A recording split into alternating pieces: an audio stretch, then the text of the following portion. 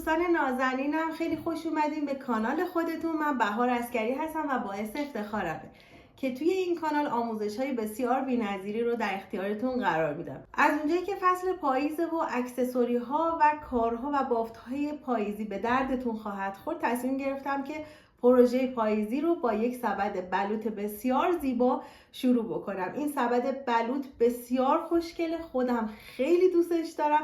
خیلی آموزش جذابی هسته، شما هم ببافید و کیف بکنید و امیدوارم که از بافتش لذت ببرید. من برای بافت این سبد، برای قسمت بالاش از نخهای مکرم کتان موم زده استفاده کردم که به صورت دولا بود و برای قسمت پایینش از نخهای مکرمه پنبه‌ای 4-5 میل استفاده کردم که خیلی بافت رو خوشگل کرده. شما میتونید از نخهای تریکو یا هر مدل نخی که دارید استفاده کنید. حتی میتونید با رافیای دولا اینو ببافید، شدنیه، خیلی هم خوشگل میشه. حتما تست کنید. ما یک گروه رفع اشکال داریم که اگر دلتون بخواد میتونید عضو اون گروه رفع اشکال هم بشید و اگر سوالی داشتید اونجا مطرح بکنید. برای اینکه گروه رفع اشکال لینکش رو دریافت بکنید، تو پیج اینستاگرامم به نام bahar.askari.academy پیام بذارید که من لینک رو براتون ارسال بکنم و عضو گروه رفع اشکال بشید. توی گروه رفع اشکال اصولا سوال پرسیده نمیشه، بلکه کارهای زیبا به اشتراک گذاشته میشه، کارهای زیبایی که از این کانال بافت زدید و من خیلی خوشحال میشم کار خوشگلتون رو میبینم. پس اگر دوست داشتید میتونید عضو اون گروه هم بشید. در حال حاضر سال 404 و پاییز هستیم و اون گروه کارش رو داره ادامه میده. اگر دوست داشتید میتونید عضو بشید. خواهش میکنم که فقط این آموزش رو از طریق کانال یوتیوب خودم دریافت بکنید، چون من برای این آموزش ها بسیار زحمت میکشم و دوست دارم که توی کانال یوتیوبم این آموزش ها دیده بشه. پس ازتون میخوام که این آموزش ها رو فقط توی کانال یوتیوبم ببینید و دنبال کنید. متشکرم که امانت دار هستید. بریم تا آموزش رو با هم شروع بکنیم. همونطور که گفتم شما میتونید با هر چیزی این سبد بسیار خوشگل رو ببافید. خب دوستان نازنین، برای اینکه بافت رو شروع بکنیم نیاز داریم که یک دونه ماجیک رینگ بزنیم و توی این ماجیک رینگ 6 تا پایه کوتاه بافت بزنیم. من قلاب شماره 5.5 رو برای این مدل نخ انتخاب کردم. شما نسبت به نختون قلابتون رو مشخص میکنید. تو هر سایزی میتونید این باف رو بزنید. خب این زنجیره اول که هیچی، باید 6 تا پایه کوتاه من توی این ماجیک رینگ ببافم. به این صورت ببینید 3 تا، یک کوچولو اینو جمع میکنم که راحت تر باشم، 4 5 و این هم 6مین پایه کوتاه توی ماجیک رینگ. حالا این نخ رو محکم میکشید و این باف رو جمع میکنید. الان ببینید 1 2 3 4 5 6 تا پایه کوتاه دارید. ببینید بچه ها، ما میخوایم بست مخفی بزنیم. من قبلا برای بافت گندمی بهتون یه دونه بست مخفی آموزش دادم توی آموزش این کاسه نارگیل که توی همین کانال براتون گذاشتم. خب این هم دقیقاً بافت گندمی رو ما داشتیم توی آموزش و یه مدل بست خیلی جذاب. امروز میخوام یه بست دیگه بهتون آموزش بدم که متفاوت باشه و تکراری نباشه. این بست هم خیلی بست تمیز و مرتبی در میاد. ما قراره که بافت پایه گندمی رو ببافیم که و در نهایت بافتمون این شکلی بشه. ببینید اینجوری. و الان شما بست رو ببینید، این بستیه که ما زدیم ولی اصلا دیده نمیشه، یعنی جای اتصال نخمون اینجاست ولی اصلا دیده نمیشه که کجا ما بست زدیم. خیلی تمیزه این هم. خب من به شما بچه تکنیک آموزش میدم و آموزش هایی که انتخاب میکنم بر اساس تکنیک هایی هست که دوست دارم یاد بگیرید. خب این لوپ رو من اینجا آزاد میکنم و میام قلاب رو توی پایه اولمون ببینید 1 2 3 4 5 6 اینطوری زیر این 2 تا لوپ وارد میکنم. ببینید و این نخ رو میگیرم خب و میکشم. دقت کنید که نخ پیچ نخورده باشه. خب و اینجا به این صورت ببینید ما اینجا یه حلقه این شکلی داریم. رج اول یه ذره تشخیص سخته ولی از رج دوم خیلی بافت تمیز و راحت میشه. خب من این نخ رو به اندازه این لوپ رو باید بکشم که فقط قلابم توش جا بشه. خب زیاد نباید شل باشه. خب من اینو اینجا رها میکنم. خب ما میخوایم بافت گندمی رو بزنیم و ما قبلا توی آموزش هامون بافت گندمی رو داشتیم. بافت گندمی این لوپی که اینجوری هست بچه ها از این زیر در اومده، دقیقا زیر این یه دونه هفتی هست. ببینید زیر هر کدوم از اینها یه دونه وی شکل یا هفتی هست که ما باید قلاب رو اینجا وارد بکنیم. خب همونطوری که گفتم رج اول یه ذره شاید پیدا کردن این هفتی سخت باشه، ولی اگر یه ذره کارتون رو اینجوری به بیرون هل بدید، ببینید اینجا یه هفتی هست و دقیقا زیر این حلقه‌ای که زیر این هست من قلابمو که وارد کنم، ببینید هم لوپ سوم و هم این گندمی که این بالا هست روی قلابمه. من نخ رو از اینجا در میارم. ببینید از اینجا نخ رو در میارم و پایه اول این شکلی بافته میشه. این نخ رو هم لابلای بافتم مخفی میکنم. ببینید اینو که در آوردم نمیتونم اینو که اینجا رها کنم، قلابم رو واردش میکنم و اولین پایه رو این شکلی میبافم. این شد پایه اولمون. ما باید توی هر کدوم از این پایه ها 2 تا پایه ببافیم و توی وی ها باید 2 تا پایه ببافیم. مجدد توی همین حالت هفتی یا وی شکل قلابم رو وارد میکنم و نخ رو میگیرم، اینطوری درش میارم و پایه کوتاه هم رو کامل میکنم. الان 2 تا پایه رو بافتیم. حالا میایم بچه ها زیر اینجا، ببینید اینجا یه وی هست، توی این وی پر شده. خب این 2 تا نخی که کنار هم هست کناره های وی هست، ولی اینجا مثل هفته. این رو اینجا وارد میکنم و ببینید این گندمی و لوپ سوم روی قلاب باید بیفته و توی رج‌های بعد خیلی راحت‌تر و واضح‌تر دیده میشه. خب من 2 تا پایه دیگه میبافم. ببینید 1 و 2. خب به این ترتیب توی هر کدوم از اینا اینجا یه دونه دیگه ویه، اینجا 2 تا پایه میبافم. این رج کامل بهتون میگم، رج بعد فقط میگم چند تا ببافید که خیلی ویدیو طولانی و برای دوستانی که پیشرفته هستن و آموزش رو کامل این مدل پایه رو بلدن خسته کننده نشه. الان ببینید 2 4 6 تا پایه بافتم. این رو هم پایه حساب میکنیم دیگه، درسته؟ اینجا یه دونه دیگه وی هست که 2 تا پایه باید ببافم. 1 و 2. بچه ببینید خیلی محکم نکشید، خیلی آروم بافتتون رو انجام بدید. خب اینجا یه دونه ویه توی این پایه، ببینید آروم میکشم، عجله ندارم. خب و اینجا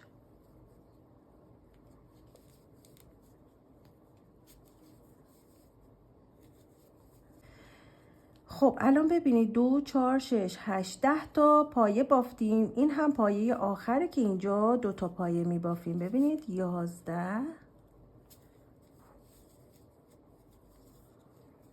و این هم پایه 12. خب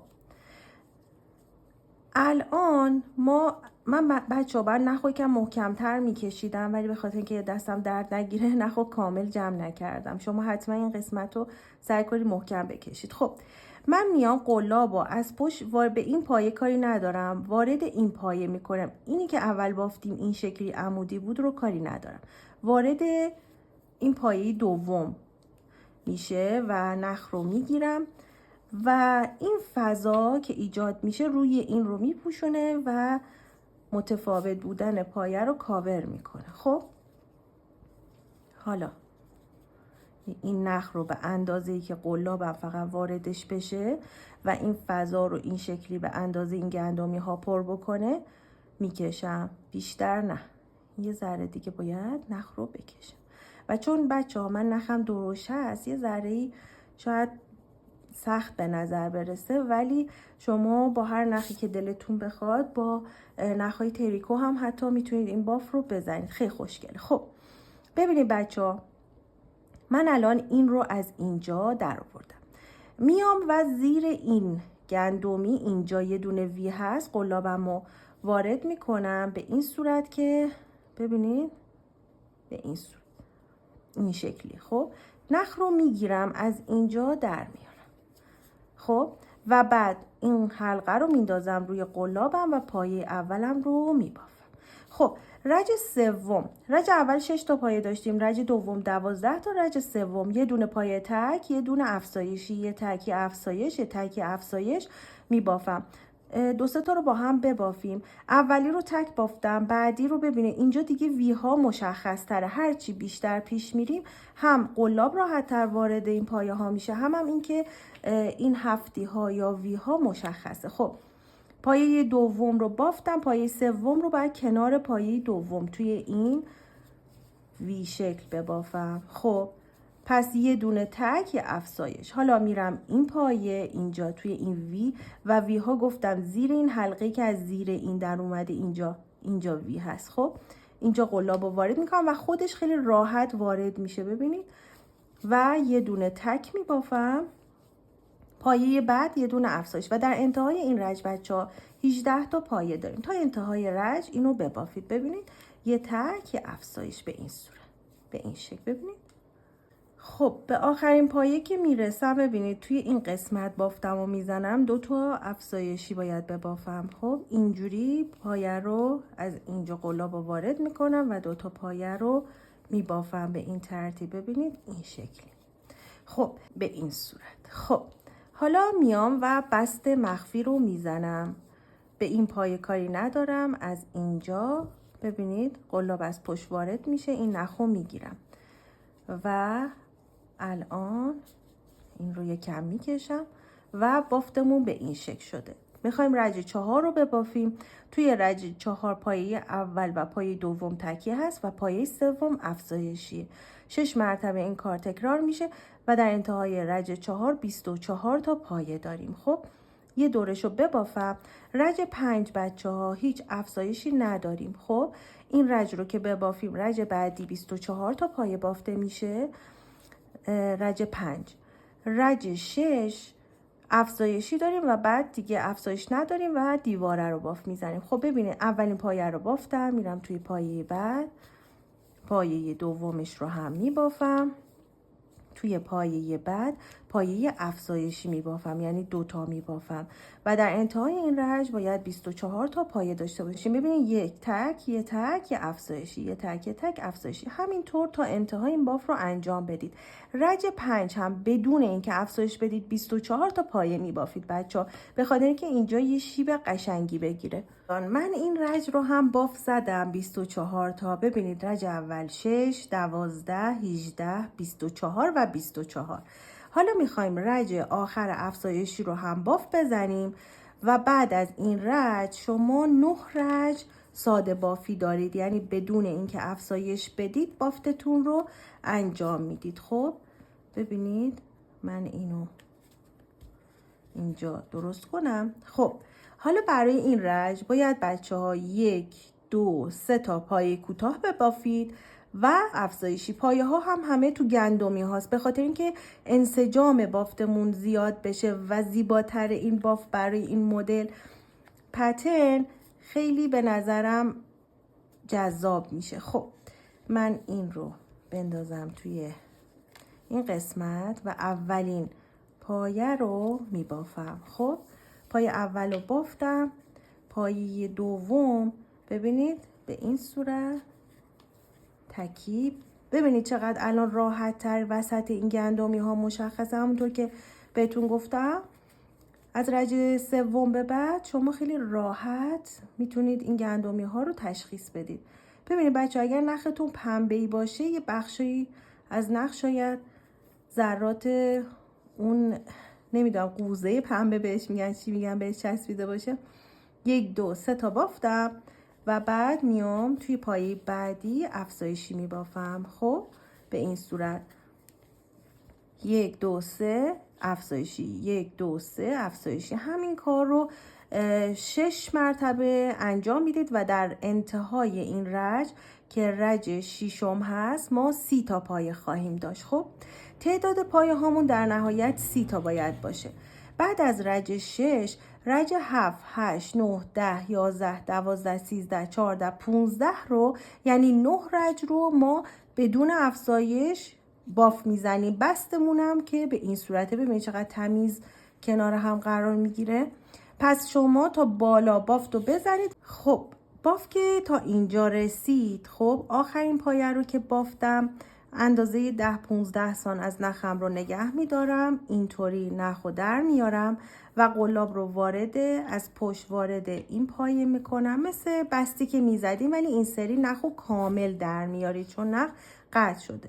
حالا میاین و این نخ رو خب باید بیاین و از پشت این لوپ پشتی و لوپ سوم روی قلاب باشه. اینطوری قلاب رو وارد میکنید و نخ رو اینطوری در میارید.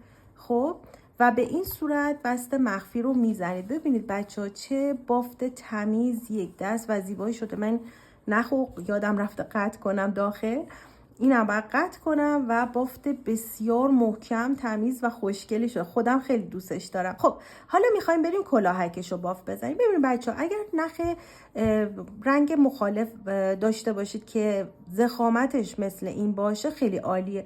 من متاسفانه نخ این جنسی نداشتم خب و تصمیم گرفتم که از این نخهای مکرم کتان موم زده استفاده کنم چون رنگش رو خیلی دوست داشتم که با این ست کنم. ببینید جالب میشه و اینو دولا میبافم. یکم بافتش برام سخت شاید باشه ولی احتمالا نتیجه خوب میشه. کنار هم که میذارم ضخامتش مثل این میشه تقریبا. خب برای همین اینجوری از همین استفاده میکنم. خب حالا میخوایم بریم قسمت بالای کلاهش رو ببافیم. خب میایم چی کار میکنیم؟ 8 تا زنجیره میزنم. ببینید بچه ها 8 تا زنجیره. 1 2 3 4 5 6. من تا حالا با این نخه باف نزدم، برام جالبه. 6 7 و 8. خب 8 تا زنجیره زدم. 2 4 6 8. میام از زنجیره چهارم. ببینید 1 2 3 تا زنجیره رو رها میکنم و تو زنجیره چهارم میام یه دونه پای کوتاه میبافم. خب که اینجا یه حالت گردی بامزه ایجاد بشه. توی زنجیره بعدی هم یه دونه پای کوتاه میبافم. خب به این صورت. من تا حالا با این نخ باف نزدم، برام جدیده و جالبه. توی این زنجیره و این زنجیره بست میبافم بچه ها. ببینید اینجا یه دونه بست، اینجا هم یه دونه بست. حالا میام توی این زنجیره 6 تا پایه کوتاه میبافم. خب ببینید این قسمت ما میخوایم فرض میکنیم که این یه ماجیک رینگه و میخوایم تو 6 تا پایه ببافیم و فرض میکنیم این اصلا وجود نداره. خب اینطوری قسمت بالا وصل میشه به بافتمون. اینطوری ببینید بچه ها 1. خب من اینو طوری که زنجیره میزنم این خیلی راحت بعدا میتونم نخشو بکشم. البته باید یکم نخشو بلندتر میگرفتم. 2 3 4 5 و این هم از ششمین پایه. خب حالا این نخ رو محکم میکشیم. ببینید بچه ها اینو محکم میکشید تا این ماجیک رینگ ببینید این شکلی بشه، به این صورت بسته بشه.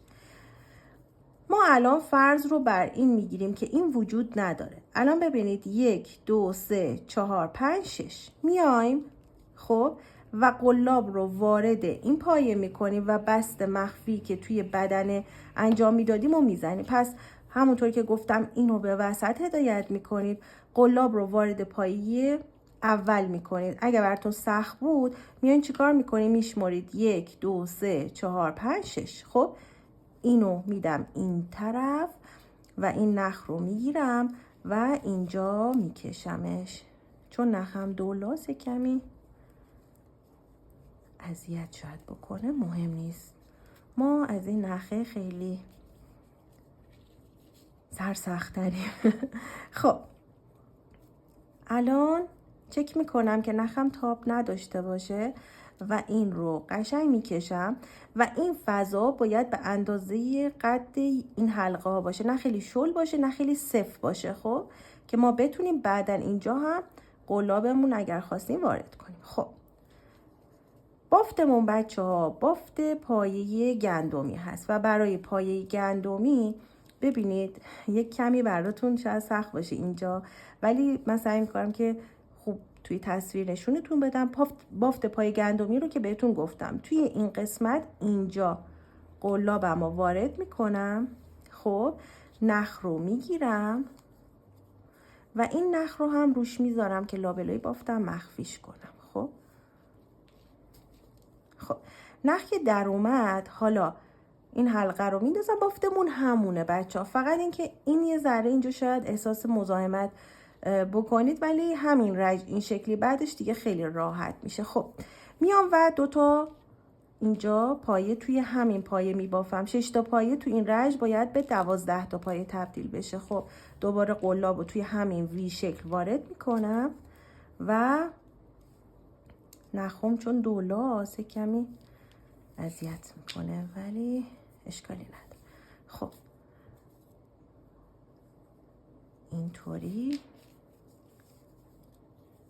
ببینید توی این پایه دوتا پایه بافتم. میام توی پایه بعد قلاب رو وارد میکنم، ببینید اینجا و اینجا هم دوتا پایه میبافم و توی تمام این 6 تا پایه باید دوتا پایه ببافم و در انتهای این رج ما 12 تا پایه خواهیم داشت. ببینید به این صورت 1 و 2. از رج بعد بافتش خیلی آسان تر میشه به این صورت.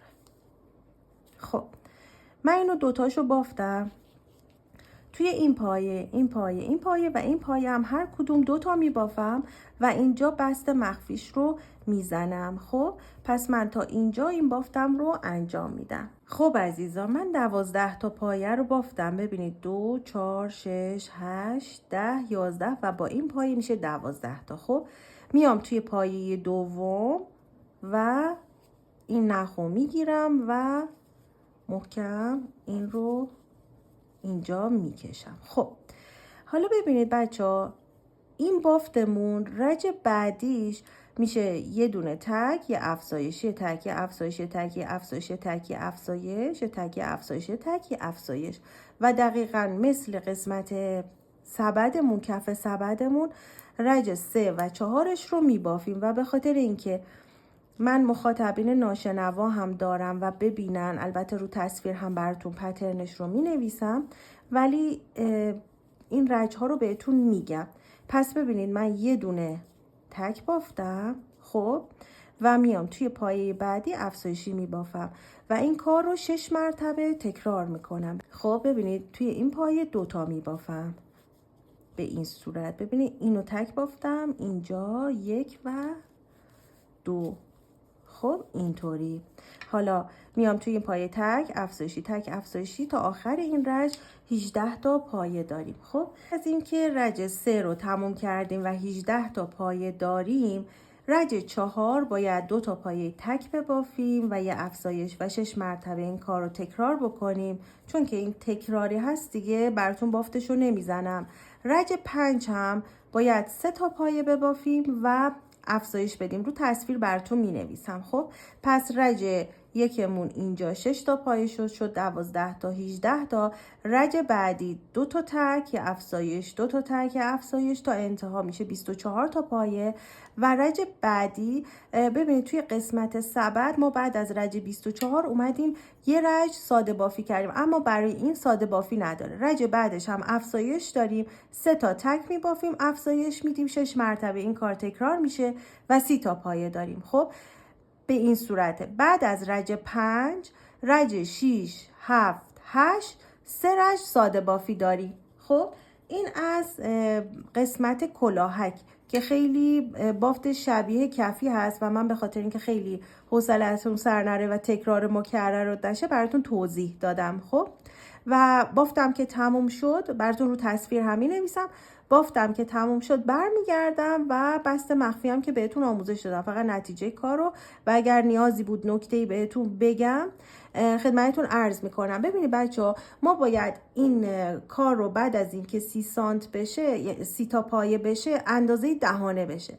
اگر یه وقت احساس کردید که مثل من نختون رو تغییر دادید و یه ذره ضخامت شاید متفاوت باشه، میتونید یکی دو تا پایه یا اضافه کنید یا بافتتون رو مثلا تو رج پنجم یکی دو تا پایه رو افزایشی نبافید. اینو میتونید تغییر بدید، پس به خودتون بستگی داره. من اینو میبافم و در نهایت میگم با این ضخامت نخم، چون نخم ضخیم هست مثل همین، فقط کمی جنسش خشکتره. نمیدونم 30 تا پایه تا اینجا میرسه یا نه، ولی در هر صورت 30 تا پایه که توی این قسمت قطر قرار میگیره، بعد شما 3 رج برای این قسمت بافتو میزنید. من اینو تموم میکنم و در نهایت نتیجه رو بهتون میگم که چند تا پایه در انتها من بافتم و آیا با 30 تا پایه این اوکی شد یا نه. اگر نشد، احساس کردم که باید تعداد پایه ها افزایش پیدا بکنه، رج بعدی یکی دو تا پایه افزایش میدم تا این قسمت کامل اندازه بشه.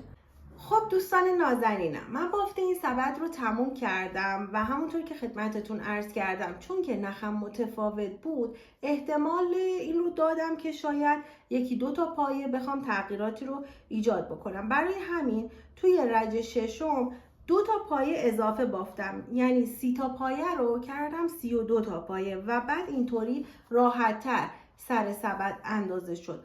پترن اصلی 30 تا پایه داره، به خاطر اینکه نخ من توی قسمت بدنه با قسمت کلاهک متفاوت بود، یه ذره تکسچرش و بافتش متفاوت بود، برای همین من یکی دو تا پایه اضافه کردم. بست مخفی هم که اینجا بهتون آموزش داده بودم. امیدوارم که این آموزش رو دوست داشته باشید. حتما این کانال رو سابسکرایب کنید. آموزشایی که در نظر گرفتم برای پاییزتون بی‌نظیره. خیلی دوستتون دارم و منتظر آموزش بعدی باشید. نظرتونم برام بنویسید.